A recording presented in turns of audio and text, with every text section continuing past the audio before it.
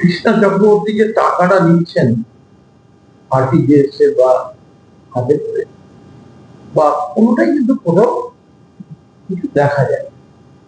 আমার মনে হয় এগুলো নিশ্চয়ই পুলিশ আগে তদন্ত করবে, তারপর নিশ্চয়ই পরবর্তী পদক্ষেপ নেবে। কারণ মেয়র একটা কর্পোরেশনের, বিশেষ করে বিধান রায় নামে একটা অত্যন্ত হাই প্রেস্টিজিয়াস জায়গা।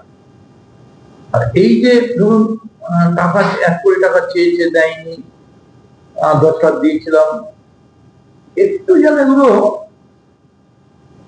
সার্চ করে এনকোয়ারি করা।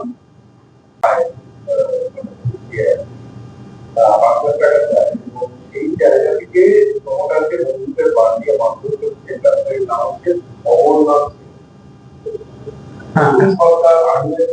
অ্যাকচুয়ালি দমদমটা আমার পৌরসভা নয়, আমি দেখতে আমার এলাকার, আমি দমদমের সংসদীয় প্রেসিডেন্ট ছিলাম। দেখুন, আমি খালি এইটুকুনি বলবো সরকারের কাছে,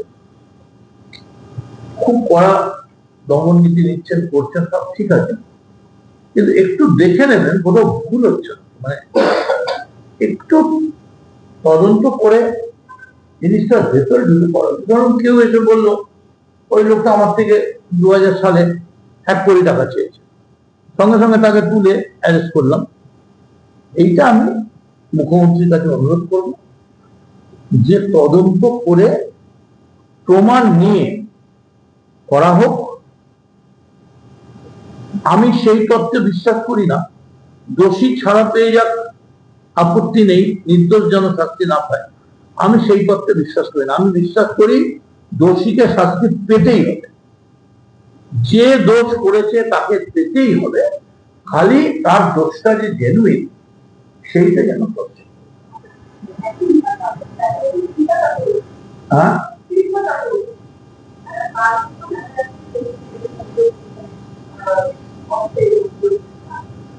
অ্যাকচুয়ালি আমি যেটুকু জানি, কেউ কোন একজন ব্যবসায়ী একটা অভিযোগ করেছেন সল্টলেকের এক্স মেয়র কৃষ্ণা চক্রবর্তীর বাড়ি তোলার ব্যাপারে। প্রশ্ন হচ্ছে, যিনি করেছেন তিনি এই মুহূর্তে আমাদের সামনে নেই, তার একটা স্টেটমেন্টের উপরে সরকার হয়েছে। কৃষ্ণা চক্রবর্তী যে টাকাটা নিচ্ছেন আরটিজিএস এ বা হাতে করে বা কোনোটাই কিন্তু কোথাও কিছু দেখা যায়। আমার মনে হয় এগুলো নিশ্চয়ই পুলিশ আগে তদন্ত করবে, তারপর নিশ্চয়ই পরবর্তী পদক্ষেপ নেবে। কারণ মেয়র একটা কর্পোরেশনের, বিশেষ করে বিধান রায় নামে একটা অত্যন্ত হাই প্রেস্টিজিয়াস জায়গা। আর এই যে ধরুন টাকা 1 কোটি টাকা চেয়েছে, দেয়নি, 10 লাখ দিয়েছিলাম, একটু যেন এগুলো সার্চ করে এনকোয়ারি করা। ঠিক আছে, কৃষ্ণা চক্রবর্তী যে টাকাটা নিচ্ছেন আরটিজিএস এ বা হাতে করে বা কোনোটাই কিন্তু কোথাও কিছু দেখা যায়।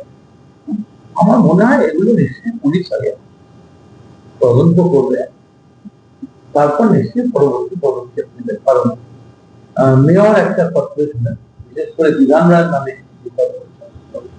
একটা অত্যন্ত হাই প্রেস্টিজিয়াস জায়গা।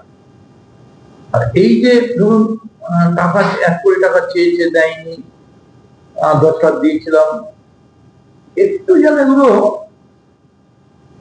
সার্চ করে এনকোয়ারি করা।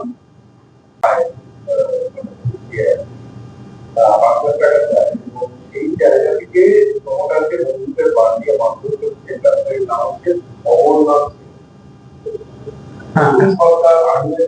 অ্যাকচুয়ালি দমদমটা আমার পৌরসভা নয়, আমি দেখতে আমার এলাকার, আমি দমদমের সংসদীয় প্রেসিডেন্ট ছিলাম।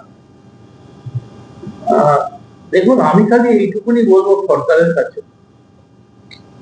খুব কড়া দমন নীতি নিচ্ছেন, করছেন, সব ঠিক আছে, কিন্তু একটু দেখে নেবেন কোথাও ভুল হচ্ছে, মানে একটু তদন্ত করে জিনিসটা ভেতরে ঢুকে পড়ে। ধরুন কেউ এসে বললো ওই লোকটা আমার থেকে 2000 সালে 1 কোটি টাকা চেয়েছে, সঙ্গে সঙ্গে তাকে তুলে অ্যারেস্ট করলাম। এইটা আমি মুখ্যমন্ত্রীর কাছে অনুরোধ করব যে তদন্ত করে প্রমাণ নিয়ে করা হোক। আমি সেই তত্ত্বে বিশ্বাস করি না দোষী ছাড়া পেয়ে যাক, আপত্তি নেই, নির্দোষ যেন শাস্তি না পায়। আমি সেই তত্ত্বে বিশ্বাস করি না। আমি বিশ্বাস করি দোষীকে শাস্তি পেতেই হবে, যে দোষ করেছে তাকে পেতেই হবে, খালি তার দোষটা যে জেনুইন সেইটা যেন করছে। হ্যাঁ,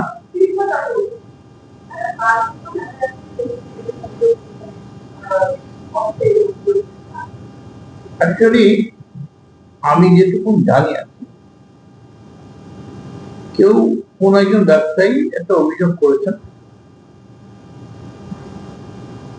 সল্টলেকের এক্স মেয়র কৃষ্ণা চক্রবর্তীর বাড়ি তোলার ব্যাপারে। প্রশ্ন হচ্ছে যিনি করেছেন তিনি এই মুহূর্তে আমাদের সামনে নেই, তার একটা স্টেটমেন্টের উপরে সরকার হয়েছে। কৃষ্ণা চক্রবর্তী যে টাকাটা নিচ্ছেন আরটিজিএস এ বা হাতে করে বা কোনোটাই কিন্তু কোথাও কিছু দেখা যায়। আমার মনে হয় এগুলো নিশ্চয়ই পুলিশ আগে তদন্ত করবে, তারপর নিশ্চয়ই পরবর্তী পদক্ষেপ নেবে। কারণ মেয়র একটা কর্পোরেশন, বিশেষ করে বিধান রায় নামে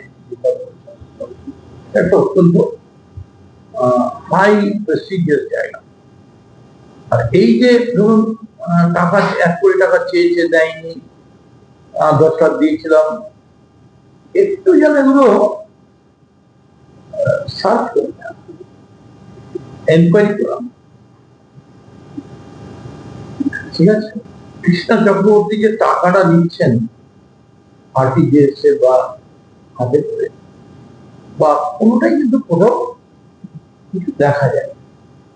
আমার মনে হয় এগুলো নিশ্চয়ই পুলিশ আগে তদন্ত করবে, তারপর নিশ্চয়ই পরবর্তী পদক্ষেপ নেবে। কারণ মেয়র একটা কর্পোরেশন, বিশেষ করে বিধান রায় নামে একটা অত্যন্ত হাই প্রেস্টিজিয়াস জায়গা।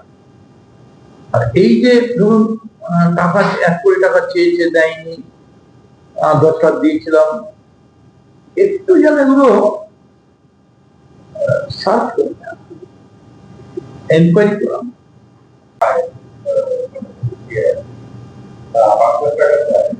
এই জায়গা থেকে ক্ষমতাকে বন্ধুদের বাদ দিয়ে মাত্র